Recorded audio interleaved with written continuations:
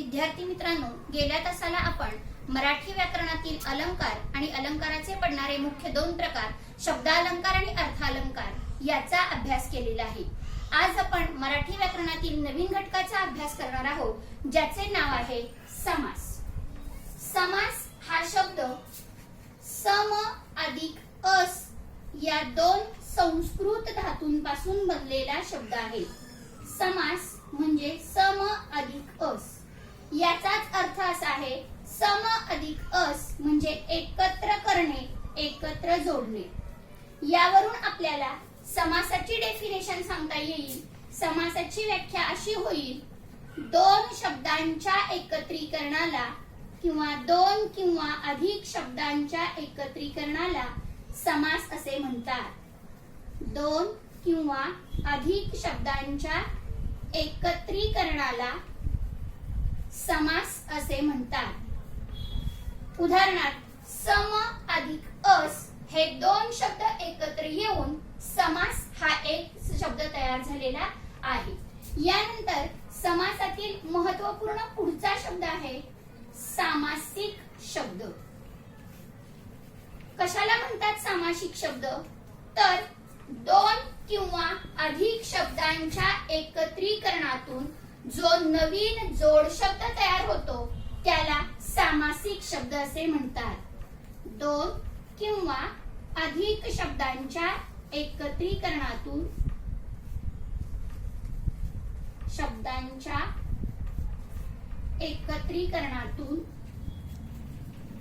तयार होणारा नवीन जोड शब्द म्हणजे सामासिक शब्द। इथं नवीन जोड शब्द अतिशय महत्त्वाचा आहे। जोड शब्द म्हणजे आपण जोडलेली अक्षर घेतो तो जोड शब्द नव्हे, तर मराठीमध्ये रमत गमत, दारोदारी, पावलोपावली हे जोड शब्द आहेत। हे जोड शब्द याच्यामध्ये येतात। दोन किंवा अधिक शब्दांच्या एकत्रीकरणातून जो नवीन जोड शब्द तयार होतो त्याला सामासिक शब्द असं म्हटलं जातं। यानंतर समासामध्ये पुढचा महत्त्वाचा शब्द आहे विग्रह।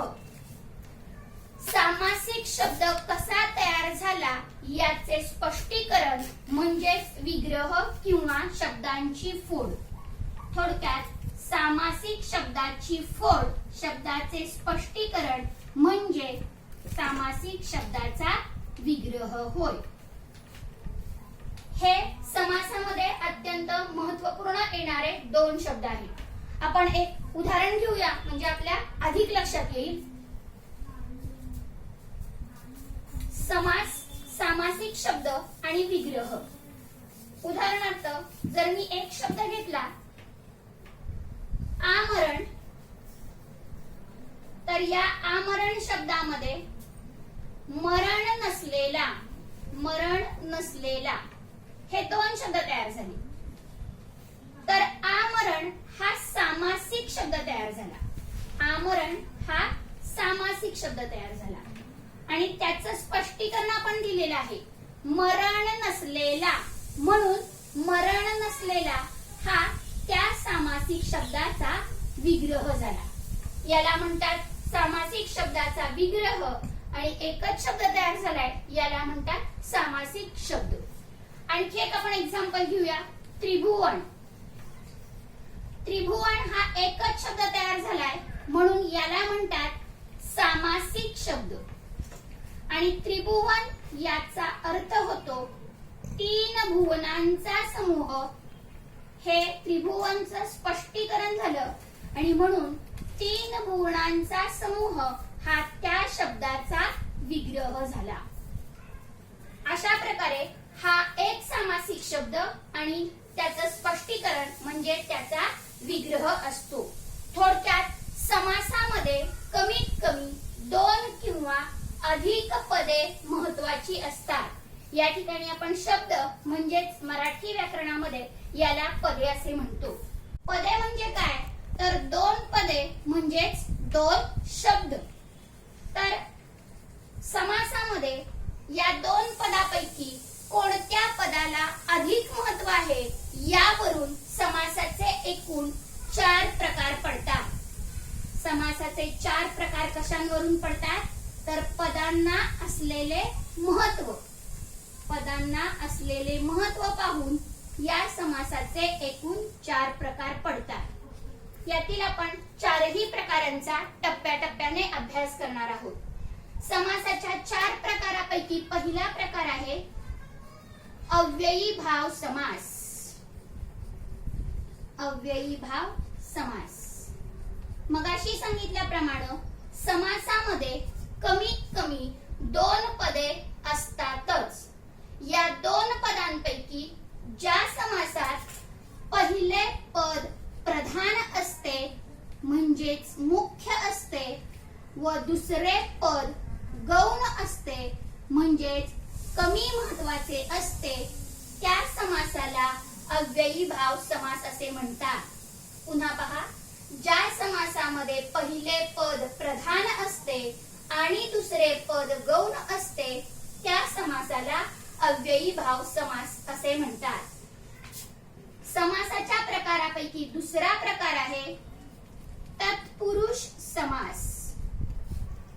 तत्पुरुष समास ज्या समासामध्ये पहिले पद गौण असते म्हणजेच कमी महत्वाचे असते आणि दुसरे पद प्रधान असते त्याला तत्पुरुष समास असे म्हणतात। पहिले पद गौण किंवा कमी महत्वाचे आणि दुसरे पद प्रधान असते मुख्य असते त्या समासाला तत्पुरुष समास असे म्हणतात। समासातील प्रकारांपैकी तिसरा प्रकार आहे द्वंद्व समास। द्वंद्व समास विद्यार्थी मित्रांनो, या समासाच्या शब्दातच याची डेफिनेशन लपलेली आहे। द्वंद्व म्हणजे दोघं। ज्या समासात पहिले पद प्रधान असते आणि दुसरेही पद प्रधान असते तेव्हा तेथे द्वंद्व समास होतो। म्हणजेच द्वंद्व समासामध्ये पहिले आणि दुसरे पदही प्रधान असतात मुख्य असतात आणि समासाच्या 4 प्रकारांपैकी शेवटचा प्रकार पडतो बहुव्रीही समास।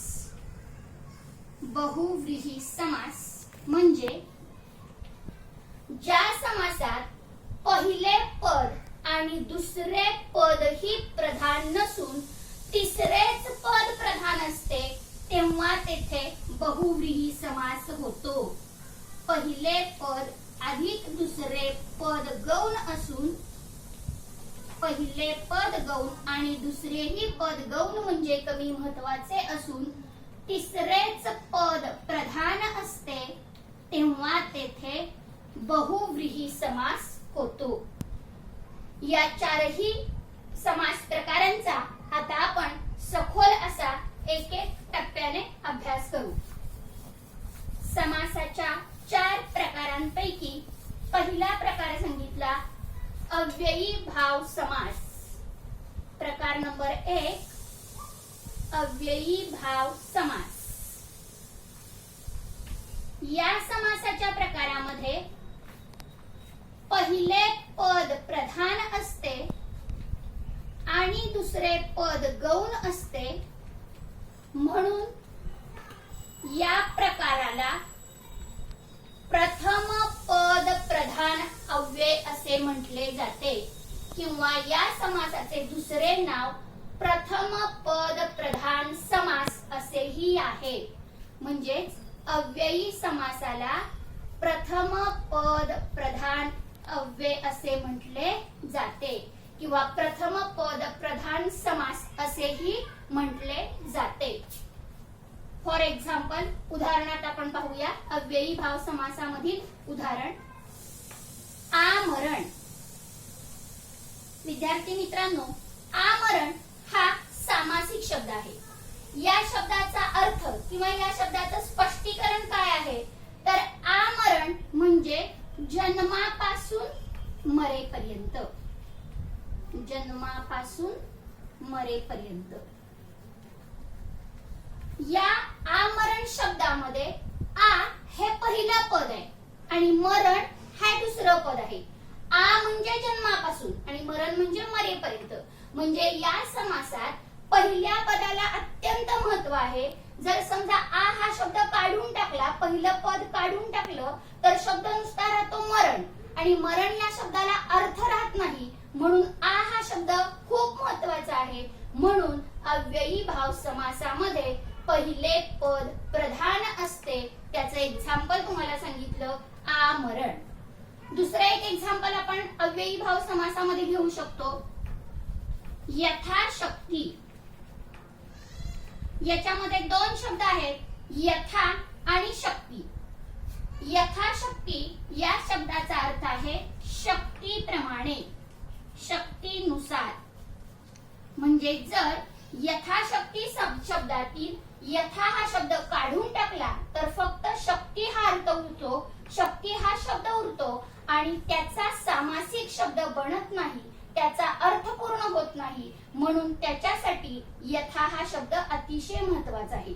म्हणजे पहिलं पद हे प्रधान आहे. म्हणून अव्ययी भाव समासामध्ये येणारे उदाहरण आहे आमरण आणि यथाशक्ती. याचप्रमाणे आपण दैनंदिन व्यवहारातील आणखी एक उदाहरण घेऊ शकतो, गैरहजर. याच्यामध्ये गैरहजर या शब्दाचा अर्थ आहे हजर नसलेला. म्हणजे हजर या शब्दाला तेव्हाच महत्व प्राप्त झाले जेव्हा तुम्ही हजर या शब्दापूर्वी गैर हा शब्द लावला. म्हणजे गैर हा पहिला शब्द आहे आणि हजर हे दुसरे पद आहे. गैर हे पद महत्वाचे आहे, म्हणून गैरहजर हा शब्द अव्ययी भाव समास म्हणून ओळखला जातो. समास प्रकारांपैकी दुसऱ्या प्रकाराला आपण सुरुवात करणार आहोत, ज्याचं नाव आहे तत्पुरुष समास. समासातील दुसरा प्रकार तत्पुरुष समास. मगाशी सांगितल्याप्रमाणे तत्पुरुष समासामध्ये पहिले पद गौण असते, म्हणजे कमी महत्वाचे असते, आणि दुसरे पद प्रधान असते. म्हणून याला द्वितीय पद प्रधान समास असेही म्हटले जाते. द्वितीय पद प्रधान समास असेही तत्पुरुष समासाचे नाव आहे. याच्यामध्ये पहिलं पद हे गौण असतं, कमी महत्वाचं असतं, आणि दुसरं पद हे प्रधान असतं किंवा मुख्य असतं. याच्यामध्ये आपल्याला तत्पुरुष समासामध्ये आपल्याला आणखी एक उदाहरण घेता येईल. फॉर एक्झाम्पल म्हणून तोंडपाठ. तोंडपाठ या शब्दाचा अर्थ असा होतो तोंडाने केलेले पाठांतर.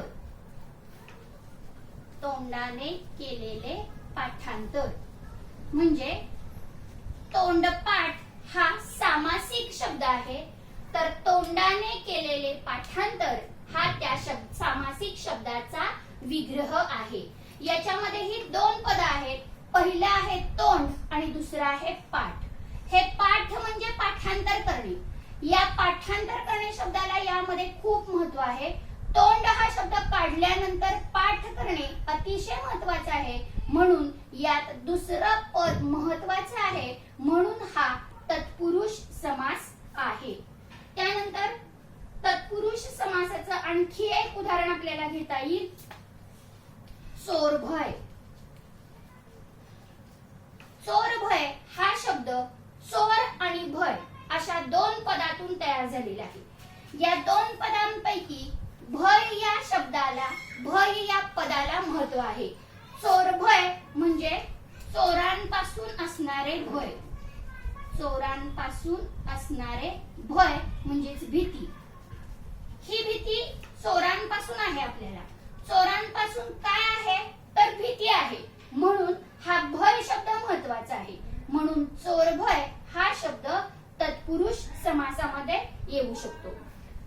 त्यानंतर तत्पुरुष समासामध्ये आपल्याला आणखी एक उदाहरण घेता येईल, ते म्हणजे गायरान. गायरान याच्यामध्ये ही दोन शब्द आहेत, गाय आणि रान. याच्यामध्ये रान हा शब्द महत्वाचा आहे. गायरान याचा अर्थ काय आहे? गायींसाठी राखून ठेवलेले रान, गायींसाठीचे रान किंवा गायींसाठीचे वन. याच्यामध्ये कुणासाठी वन आहे हे इम्पॉर्टंट नाही. गायींसाठी काय आहे तर राखून ठेवलेलं वन आहे, राखून ठेवलेलं रान आहे. म्हणजे गायरान या शब्दामध्ये रान या शब्दाला अधिक महत्व आहे आणि रान हा दुसरा शब्द आहे, म्हणून हे तत्पुरुष समासाचे उदाहरण आहे किंवा यालाच द्वितीय पद प्रधान समास असेही म्हटले जाते. या तत्पुरुष समासामध्ये इयत्ता 10वीच्या वर्गात आपल्याला अनेक प्रकारांपैकी एकाच प्रकाराचा अभ्यास करायचा आहे, तो म्हणजे द्विगु समास. तत्पुरुष समासातील उपप्रकार द्विगु समास. द्विगु समास कशाला म्हणायचं तर ज्या समासातील पहिले पद हे संख्या विशेषण असते तेव्हा त्याला द्विगु समास असे म्हणतात. पहिले पद हे संख्या विशेषण असते. संख्या विशेषण म्हणजे संख्या दाखविणारे. 1, 2, दुप्पट, भरपूर, पुष्कळ, 3, 7 हे शब्द संख्या दाखवतात, म्हणून यांना संख्या विशेषण असं म्हटलं जातं. मग द्विगु समासाची व्याख्या काय झाली? ज्या समासातील पहिले पद संख्या विशेषण असते त्याला द्विगु समास असे म्हटले जाते. उदाहरणार्थ शब्द आपण घेऊया. सप्ताह. सप्ताह म्हणजे काय तर 7 दिवसांचा समूह म्हणजे सप्ताह. 7 वारांचा समूह, 7 दिवसांचा समूह म्हणजे सप्ताह. हे तुम्ही सप्त या शब्दावरून लक्षात घेतलेलं आहे. म्हणजे सप्त या ठिकाणी सप्त हे संख्या विशेषण आहे, म्हणून सप्ताह म्हणजे 7 दिवसांचा समूह हा समासाचा प्रकार झाला द्विगु समास. त्यानंतर दुसरं उदाहरण घेता येईल आपल्याला. चौक. चौक म्हणजे 4 रस्ते एकत्र येतात. 4 रस्ते एकत्र येतात त्याला आपण चौक असं म्हटलं जातं. याच्यामध्ये चौक 4 हे संख्या दाखवलेलं आहे. त्यानंतर त्रिदल. त्रिदल यामध्ये 2 पद आहेत, 2 शब्द आहेत, त्रि आणि दल. त्रि म्हणजे 3, या ठिकाणी 3 ही संख्या आहे. त्रिदल म्हणजे 3 दलांचा समूह. 3 दलांचा समूह याला म्हणतो आपण त्रिदल. म्हणजे त्रिदल हा झाला सामासिक शब्द आणि 3 दलांचा समूह हा झाला त्या सामासिक शब्दांचा विग्रह आणि त्रिदल हा समास प्रकार झाला द्विगु समास. हा द्विगु समास तत्पुरुष समासाचाच एक उपप्रकार आहे. तत्पुरुष समासामध्ये अनेक उपप्रकार पडतात, त्यापैकी आपल्याला इयत्ता 10वीच्या अभ्यासासाठी फक्त द्विगु समास आहे, म्हणून या द्विगु समासाची उदाहरणं आपण आजच्या तासाला पाहिलेली आहेत. समासाच्या तिसऱ्या प्रकारातील महत्वपूर्ण शब्द आहे द्वंद्व समास. तिसरा आणि महत्वपूर्ण प्रकार आहे द्वंद्व समास. द्वंद्व समास याच्यामध्ये शब्दातच याची डेफिनेशन आहे, शब्दातच याची व्याख्या आहे. द्वंद्व म्हणजे दोनही. ज्या समासात दोनही पदे महत्वाची असतात, प्रधान असतात, त्याला द्वंद्व समास असे म्हटले जाते. म्हणजे द्वंद्व समासामध्ये दोनही पद महत्वाची असतात, म्हणून या द्वंद्व समासाला उभय पद प्रधान असेही म्हटले जाते. उभय पद प्रधान समास असेही म्हटले जाते. उभय म्हणजे 2, उभयंता म्हणजे दोघही. याच्यामध्ये दोनही पद महत्वाचे असतात, म्हणून याला उभय पद प्रधान समास किंवा द्वंद्व समास असे म्हटले जाते. उदाहरणार्थ आपण आई वडील हा जर शब्द घेतला तर आई वडील या शब्दामध्ये आई अधिक वडील असे 2 शब्द असतात आणि या दोनही शब्दांना महत्व आहे, म्हणून आई वडील हा समासाच्या द्वंद्व समास या प्रकारामध्ये येणारा सामासिक शब्द आहे. त्यानंतर दुसरे एक्झाम्पल आपल्याला घेता येईल खरे खोटे. खरे खोटे खोटे या शब्दामध्येही दोन शब्दांचा समावेश आहे, दोन पदांचा समावेश आहे, खरे आणि खोटे.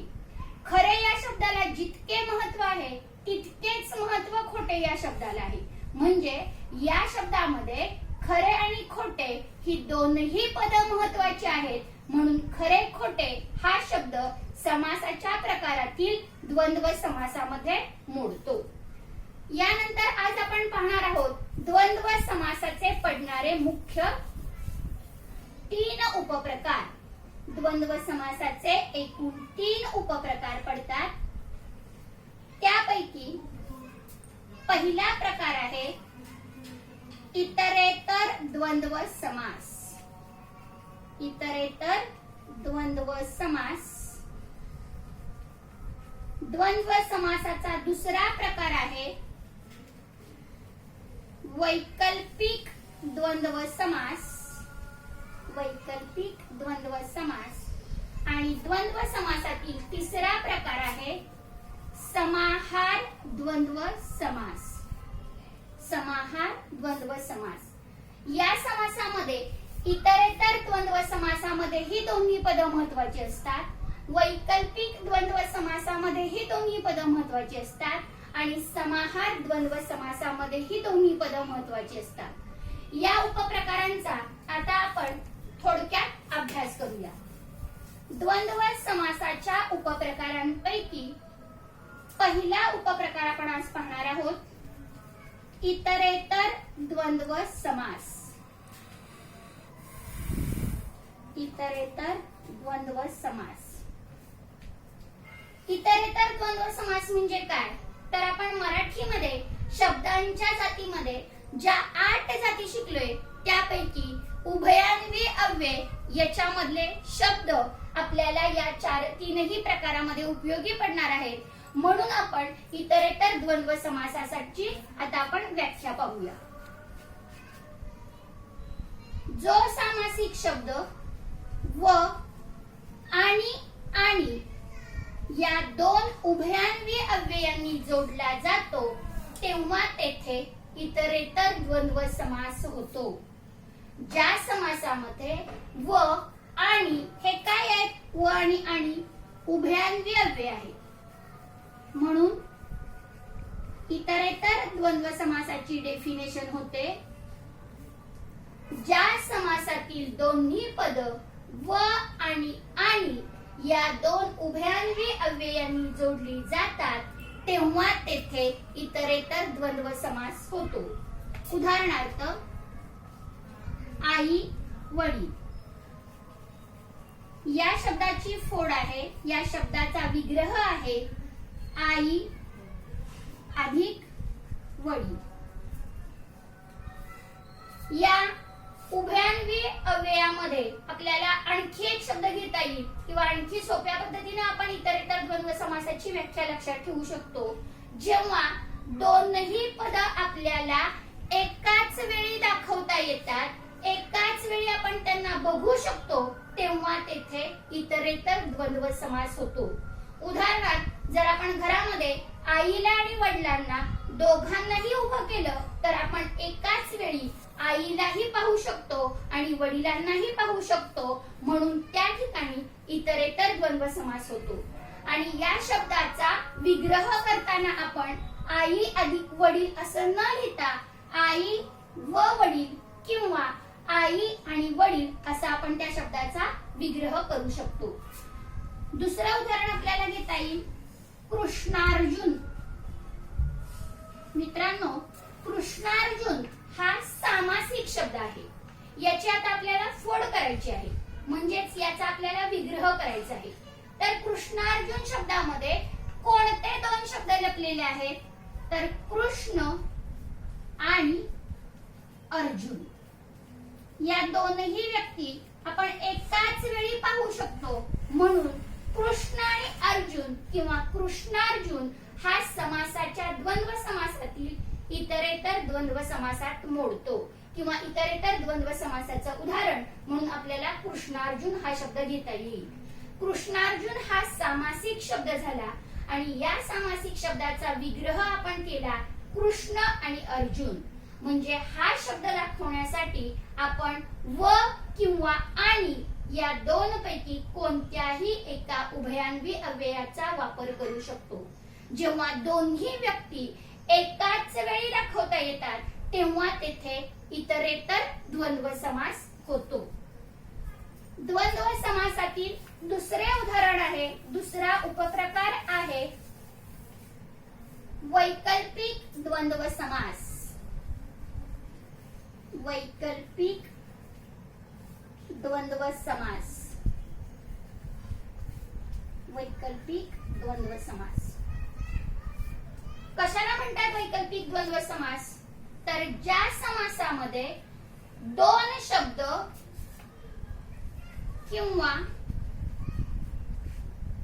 अथवा वा या उभयान्वी अव्ययांनी जोडली जातात तेव्हा तेथे वैकल्पिक द्वंद्व समास होतो. म्हणजे वैकल्पिक द्वंद्व समासामध्ये किंवा अथवा आणि वा असे शब्द येतात. एक्झाम्पल बघूया आपण. खरे खोटे याच्यामध्ये दोन शब्द आहेत, खरे अधिक खोटे. पण हे दोन्ही शब्द आपण एकाच वेळी दाखवू शकत नाही. खरे आणि खोटे याच्यामध्ये आपल्याला एक तर तो माणूस खरं बोलतोय किंवा खोटं बोलतोय, म्हणजे या दोन्ही गोष्टी आपण एकाच वेळी दाखवू शकत नाही. आपण असं म्हणू शकत नाही तो माणूस खरे बोलला व खोटे बोलला.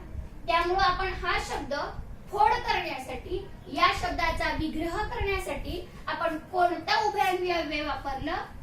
खरे किंवा खोटे. एक तर खरे असेल किंवा खोटे असेल, म्हणून खरे खोटे हा सामासिक शब्द झाला, खरे किंवा खोटे हा विग्रह झाला आणि समास प्रकार झाला वैकल्पिक द्वंद्व समास. थोडक्यात वैकल्पिक द्वंद्व समास लक्षात ठेवण्यासाठी एक सोपी ट्रिक तुम्हाला सांगते. वैकल्पिक द्वंद्व समासात अधिक विरुद्धार्थी शब्दांचा वापर होतो. जास्तीत जास्त विरुद्धार्थी शब्द हे वैकल्पिक द्वंद्व समासामध्ये येतात. दुसरे एक्झाम्पल आपल्याला घेता येईल. पास नापास. याच्यामध्ये तो मुलगा पासही झाला आणि नापासही झाला असं होऊ शकत नाही. दोन पैकी एकाच गोष्टीची शक्यता असते. एक तर तो पास तरी होईल अथवा नापास तरी होईल. म्हणून या ठिकाणी पास नापास या शब्दाचा विग्रह करताना आपण पास वा नापास, या ठिकाणी वा या शब्दाचा अर्थ किंवा अथवा अशा अर्थाने घ्यायचा आहे. पास किंवा नापास, पास अथवा नापास, पास वा नापास, कोणत्याही तीन शब्दापैकी एक शब्द वापरून तुम्ही या शब्दाचा विग्रह करू शकता. प्रत्येक वेळी किंवाच वापरलं पाहिजे, अथवाच वापरलं पाहिजे किंवा वा वापरलं पाहिजे असं नाही. तीन पैकी कोणत्याही एका शब्दाचा वापर करून आपण त्या शब्दाचा विग्रह करू शकतो. पास नापास हा सामासिक शब्द झाला, पास वा नापास हा विग्रह झाला, तर पास नापास समासाचा प्रकार झाला वैकल्पिक द्वंद्व समास. थोडक्यात वैकल्पिक द्वंद्व समासामध्ये आपण जास्तीत जास्त विरुद्धार्थी शब्दांचा वापर करतो आणि या शब्दांचा विग्रह करताना आपण किंवा अथवा आणि वा या शब्दांचा वापर करतो. द्वंद्व समासातील तिसरा प्रकार आपण पाहणार आहोत, समाहार द्वंद्व समास. द्वंद्व समासातील तिसरा उपप्रकार आहे समाहार द्वंद्व समास. संपूर्ण नाव लिहायचे आपल्याला. इथं समाहार द्वंद्व एवढंच लिहून चालणार नाही, समाहार द्वंद्व समास असं पूर्ण नाव आपल्याला घ्यायचंय. समाहार द्वंद्व समासामध्ये काय होतं बघा, तर येणाऱ्या किंवा दिलेल्या शब्दामध्ये इतर अनेक गोष्टींचा जेव्हा अंतर्भाव होतो तेव्हा तेथे समाहार द्वंद्व समास होतो. म्हणजे ते दोन शब्द सोडून इतरही अनेक शब्द जेव्हा तेथे येतात तेव्हा समाहार द्वंद्व समास होतो. उदाहरणार्थ भाजीपाला. याच्यामध्ये जेव्हा आपण भाजीपाला म्हणतो त्यावेळी फक्त भाजी आणि त्याचा पाला एवढाच विचार करत नाही, तर भाजीपाला या शब्दांतर्गत आपण कोथिंबीर, अनेक प्रकारच्या पालेभाज्या, अनेक प्रकारच्या फळभाज्याही घेऊ शकतो. म्हणजे भाजीपाला या शब्दांतर्गत अनेक शब्द येतात, म्हणून भाजीपाला हा समाहार द्वंद्व समास झाला. आता या शब्दांची फोड करताना, या शब्दांचा विग्रह करताना आपण काय करणार आहोत, तर भाजीपाला वगैरे वगैरे हा त्याचा झाला विग्रह. कारण भाजीपाल्यामध्ये फक्त भाजी आणि पाला हे दोनच शब्द येत नाही, तर भाजीपाल्या संदर्भातील सगळे शब्द याच्यामध्ये येतात, म्हणून भाजीपाला हा सामासिक शब्द झाला. भाजीपाला वगैरे विग्रह झाला आणि भाजीपाला शब्दाचा समास प्रकार झाला समाहार द्वंद्व समास. दुसरं आपल्याला व्यवहारातील उदाहरण घेता येईल, चहा पाणी. जेव्हा आपल्या घरामध्ये पाहुणे येतात त्यावेळी आपण त्यांना चहा पाणी करतो. चहा पाणी या शब्दामध्ये दोनच शब्द आहेत, चहा आणि पाणी. घरी आलेल्या पाहुण्याला आपण फक्त चहा आणि पाणी एवढ्या दोनच गोष्टी देत नाही, तर चहा पाणी अंतर्गत आपण त्याच्या बरोबर बिस्किट किंवा थोडस काहीतरी लाईटवेट असं काहीतरी त्याला देत असतो. म्हणजे चहा पाणी या शब्दामध्ये फक्त चहा आणि पाणी या दोनच गोष्टींचा अंतर्भाव न होता त्याच्या संदर्भातील सर्व गोष्टी येतात, म्हणून चहा पाणी शब्दाची फोड झाली चहा पाणी वगैरे. हा झाला विग्रह. चहा पाणी हा एकच सामासिक शब्द झाला, तर चहा पाणी या सामासिक शब्दाचा समास प्रकार झाला समाहार द्वंद्व समास. समासाच्या चौथ्या प्रकाराकडे आपण वळणार आहोत, ज्याचं नाव आहे बहुव्रीही समास. समास प्रकारातील चौथा प्रकार बहुव्रीही समास.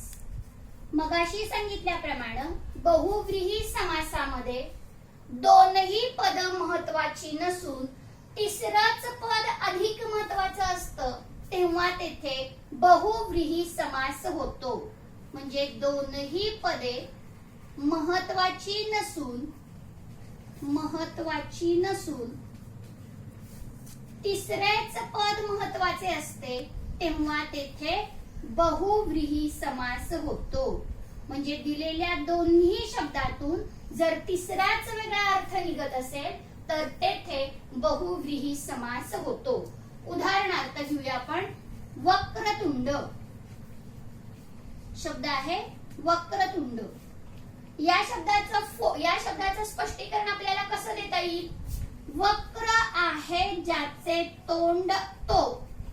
वक्र आहे ज्याचे तोंड, तुंड म्हणजे तोंड, वक्र म्हणजे वाकडे. वक्र आहे ज्याचे तोंड तो. उत्तर आहे आपलं गणपती. म्हणजे वक्रतुंड या दोन शब्दातून तिसऱ्याच शब्दाचा अर्थ समजतो, तेव्हा तो बहुव्रीही समास होतो. दुसरं एक्झाम्पल आपल्याला घेता येईल, लक्ष्मी कांता. कांता म्हणजे पत्नी, लक्ष्मी हे नाव आहे. लक्ष्मी आहे ज्याची कांता असा तो. लक्ष्मी आहे ज्याची कांता, कांता म्हणजे भार्या, पत्नी. लक्ष्मी आहे ज्याची कांता असा तो. कोण आहे, कोणाच्या पत्नीला लक्ष्मी म्हटलं जातं, तर तो आहे विष्णू. म्हणजे या दोन शब्दातून आपल्याला तिसऱ्याच शब्दाचा अर्थ समजतो. ज्याची कांता, ज्याची पत्नी लक्ष्मी आहे, तो आहे विष्णू. म्हणजे दोन शब्दातून जेव्हा तिसऱ्या शब्दाचा अर्थ समजतो, दोन पदातून तिसरे पद मिळते, तेव्हा तो होतो बहुव्रीही समास. अशा प्रकारे आपण आज समासाचे एकूण 4 प्रकार शिकलो. या 4ही प्रकारांचा आपल्याला चांगलाच अभ्यास झाला असेल अशी माझी आशा आहे. Stay home, stay safety. Thank you.